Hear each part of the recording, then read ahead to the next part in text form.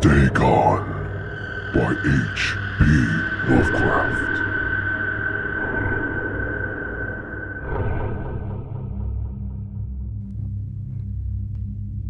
I am writing this under an appreciable mental strain since, by tonight, I shall be no more. Penniless and at the end of my supply of the drug which alone makes life endurable, I can bear the torture no longer and shall cast myself from this garret window into the squalid street below. Do not think from my slavery to morphine that I am a weakling or a degenerate.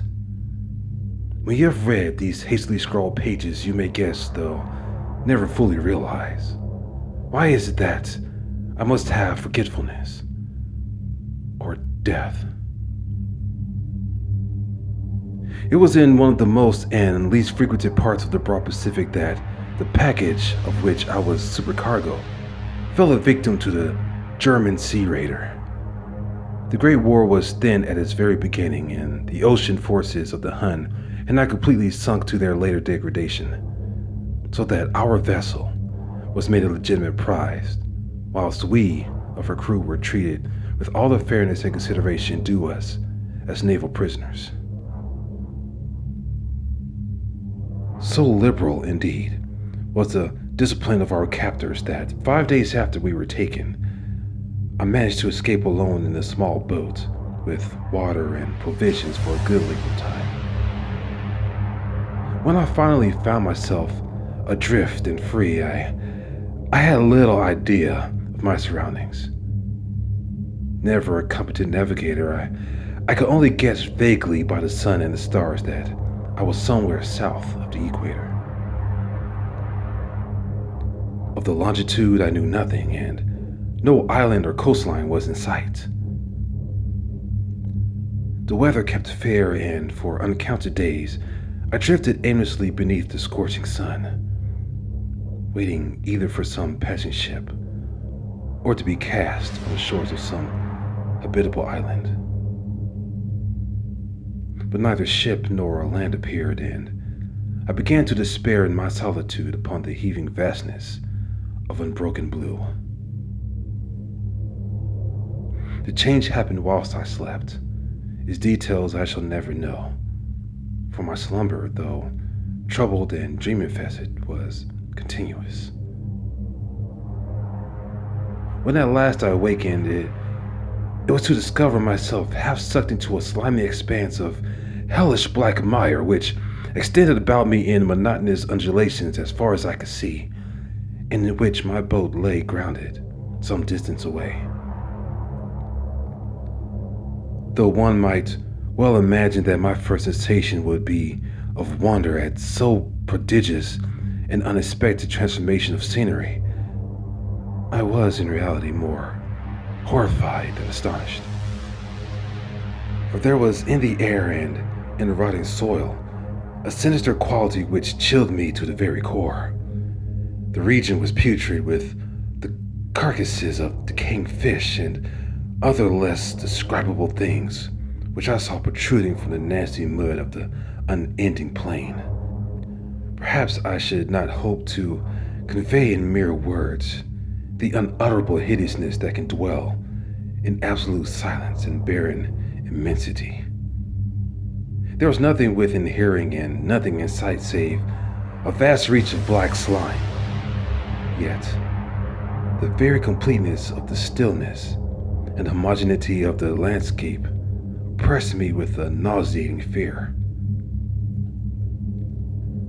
The sun was blazing down from a sky which seemed to me almost black in its cloudless cruelty, as though reflecting the inky marsh beneath my feet.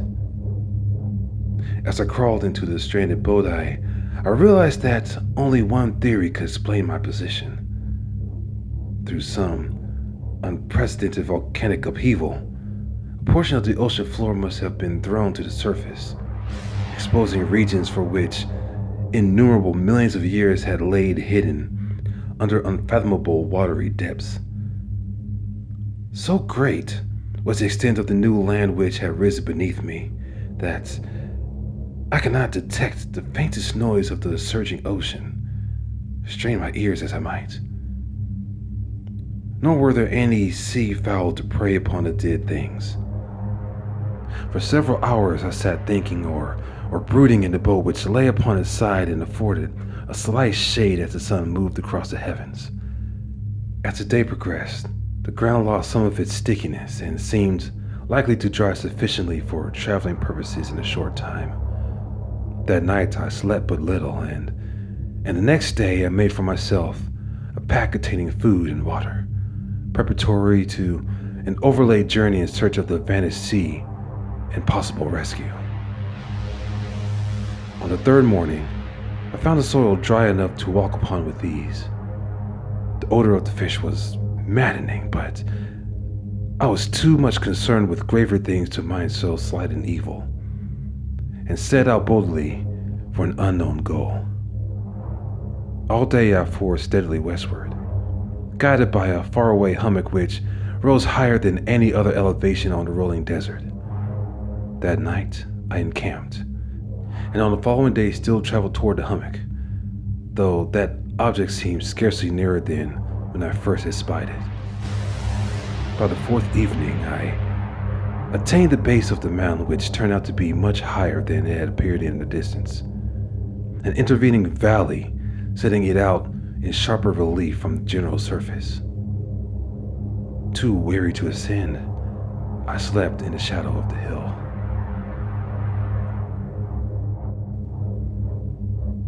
I know not why my dreams were so wild, but ere the waning and fantastically gibbous moon had risen far above the eastern plain, I was awake in a cold perspiration, determined to sleep no more.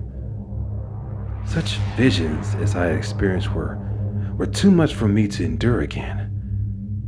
And in the glow of the moon, I saw how unwise I had been to travel by day.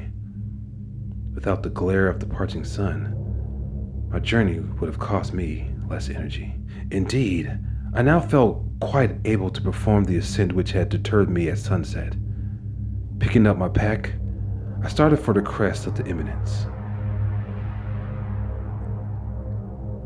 I have said that the unbroken monotony of the rolling plain was a source of vague horror to me, but I think my horror was greater when I gained the summit of the mound and looked down the other side to an immeasurable pit or canyon, whose black recesses the moon had not yet soared high enough to illuminate.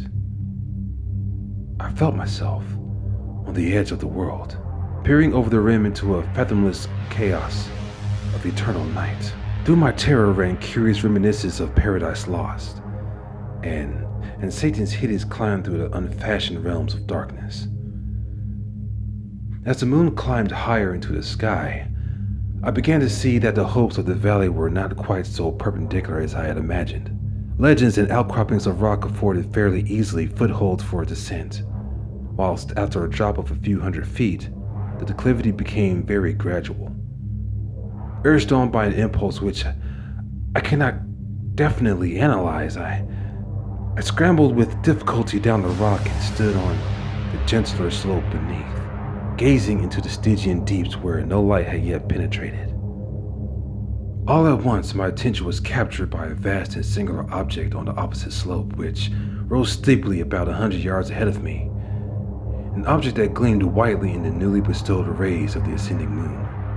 That it was merely a gigantic piece of stone, I soon assured myself, but I was conscious of a distinct impression that its contour and position were not altogether the work of nature. A closer scrutiny filled me with sensations I cannot express, for despite its enormous magnitude and its position in an abyss which had yawned at the bottom of the sea since the world was young, I perceived beyond a doubt that the strange object was a well-shaped monolith, whose massive bulk had known the workmanship and perhaps the worship of living and thinking creatures. Dazed and frightened, yet not without a certain thrill of the scientist's or archaeologist's delight, I examined my surroundings more closely. The moon, now near its zenith, shone weirdly and vividly above the towering steeps that hemmed in the chasm, and revealed the fact that a far-flung body of water flowed at the bottom, winding out of sight in both directions, and almost slapping my feet as I stood on the slope. Across the chasm, the wavelets washed the base of the Cyclopean monolith, on whose surface I could now trace both inscriptions and crude sculptures. The writing was in a system of hieroglyphics unknown to me and unlike anything I'd ever seen in books, consisting for the most part of conventionalized aquatic symbols such as fishes, eels, octopi, crustaceans, mollusks, whales, and the like. Several characters obviously represented marine things which are unknown in the modern world, but whose decomposing forms I had observed in the ocean-risen plain. It was the pictorial carving, however, that did most to hold me spellbound. Plainly visible across the intervening water on account of their enormous size was an array of bas-relief whose subjects would have excited the envy of a Dory. I think that these things were supposed to depict men, at least a certain sort of men, though the creatures were shown disporting like fishes in the waters of some marine grotto or paying homage at some monolithic shrine which appeared to be under the waves as well. Of their faces and forms I dare not speak in detail, for the mere remembrances make me grow faint, grotesque beyond the imagination of a Poe or a Bulwer. They were definitely human in general outline despite webbed hands and feet, shockingly wide and flabby lips, glassy, bulging eyes, and other features less pleasant to recall.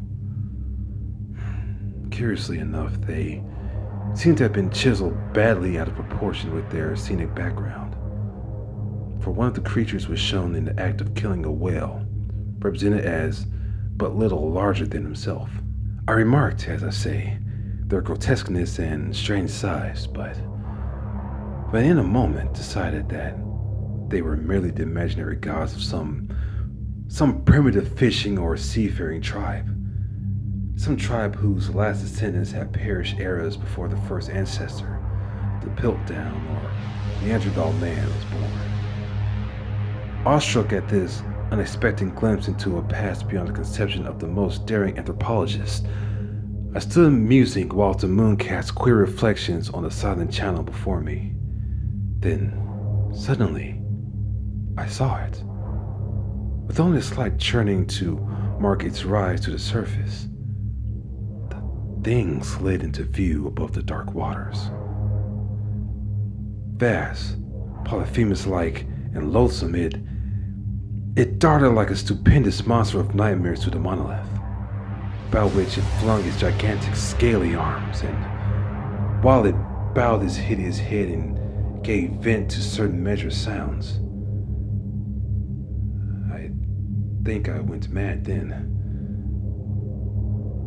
Of my frantic ascent up the slope and cliff, and of my delirious journey back to the stranded boat, I remember little. I believe I sang a great deal and laughed oddly when I was unable to sing. I have indistinct recollections of a great storm sometime after I reached the boat. At any rate, I knew that I heard peals of thunder and other tones which nature utters only in her wildest moods. When I came out of the shadows, I was in a San Francisco hospital, brought thither by the captain of the American ship which had picked up my boat in mid-ocean. In my delirium, I said much, but found that my words had been given scant attention. Of any land upheaval in the Pacific, my rescuers knew nothing, nor did I deem it necessary to insist upon a thing which I knew they could not believe. Once I sought out a celebrated ethnologist and amused him with peculiar questions regarding the ancient Philistine legend of Dagon, the fish god, but soon perceiving that he was hopelessly conventional, I did not press my inquiries.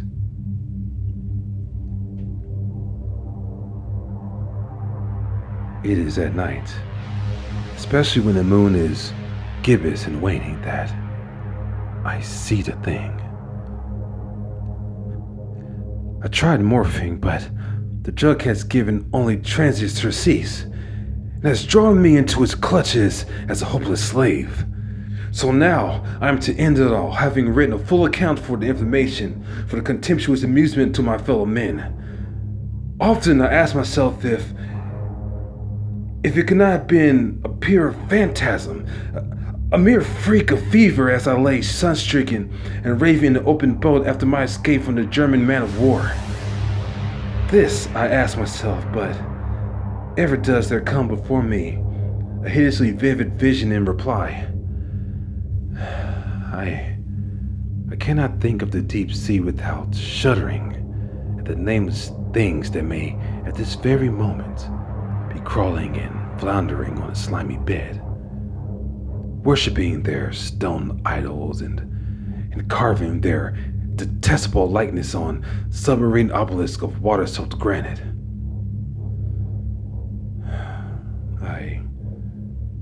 I dream of a day when they may rise above the billows to drag down in their reeking talons the remnants of puny, war-exhausted mankind. Of a day when the land shall sink and the dark ocean floor shall ascend amidst universal pandemonium.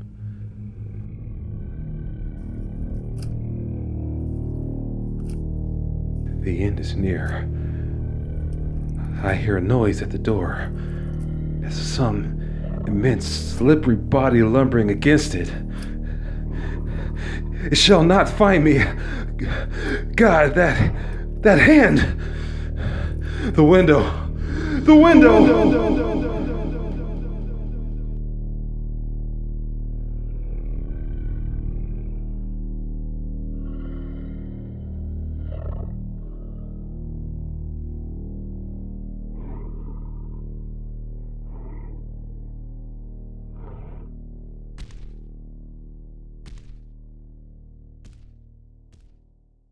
So you survived the dark realm and made it out alive. Now we invite you to like, comment, share, and subscribe. And toll that bell, for it's more than it seems. Until next time, minions, good fright and sweet screams.